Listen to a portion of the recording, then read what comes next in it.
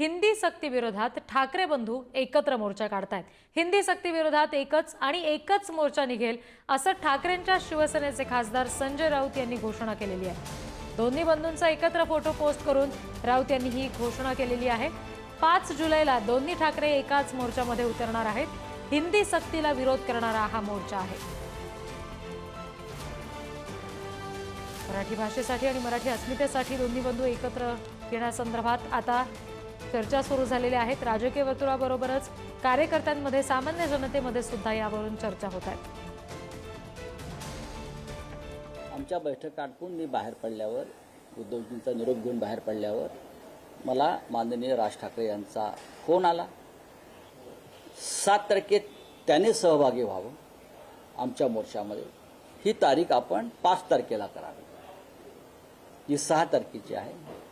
त्यानुसार मी परत माननीय राज ठाकरे यांच्याशी चर्चा केली, त्यांना विनंती केली की असं शिवसेना पक्षप्रमुखांचं म्हणणं आहे। त्यांनी तात्काळ त्याला होकार दिला। 7 तारखेला जे शिवसेनेचं आंदोलन होतं ते आणि 6 तारखेला जे माननीय राज ठाकरे यांचं आंदोलन होतं त्याऐवजी दोघांचं एकत्र आंदोलन आणि मोर्चा हे आता 5 तारखेला निघेल। आमच्या लहान मुलांवर मातृभाषेत शिक्षणाचं सोडून द्यावं, ते आमचं आम्ही बघू। एक तिसरी भाषा हिंदीच्या नावानं लादली जाते, हे ओझं आमच्या मुलांना पेलवणार नाही, अशा सर्व भाषा तज्ज्ञांचं मत आहे। फक्त महाराष्ट्रात नाही तर या देशातल्या अनेक राज्यातून ही भूमिका आहे। फक्त हिंदीला विरोध आहे म्हणून आमची भूमिका नाही आहे। आमचा हिंदीला विरोध नाही आहे भाषा म्हणून, पण शालेय शिक्षणामध्ये अशा प्रकारे तुम्हाला महाराष्ट्रात जबरदस्ती करता येणार नाही। आमच्या बैठक आटपून मी बाहेर पडल्यावर, उद्धवजींचा निरोप घेऊन बाहेर पडल्यावर मला माननीय राज ठाकरे यांचा फोन आला। 7 तारखेत त्याने सहभागी व्हावं आमच्या मोर्चामध्ये।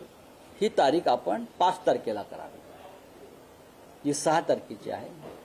त्यानुसार मी परत माननीय राज ठाकरे यांच्याशी चर्चा केली, त्यांना विनंती केली की असं शिवसेना पक्षप्रमुखांचं म्हणणं आहे। त्यांनी तात्काळ त्याला होकार दिला। 7 तारखेला जे शिवसेनेचं आंदोलन होतं ते आणि 6 तारखेला जे माननीय राज ठाकरे यांचं आंदोलन होतं त्याऐवजी दोघांचं एकत्र आंदोलन आणि मोर्चा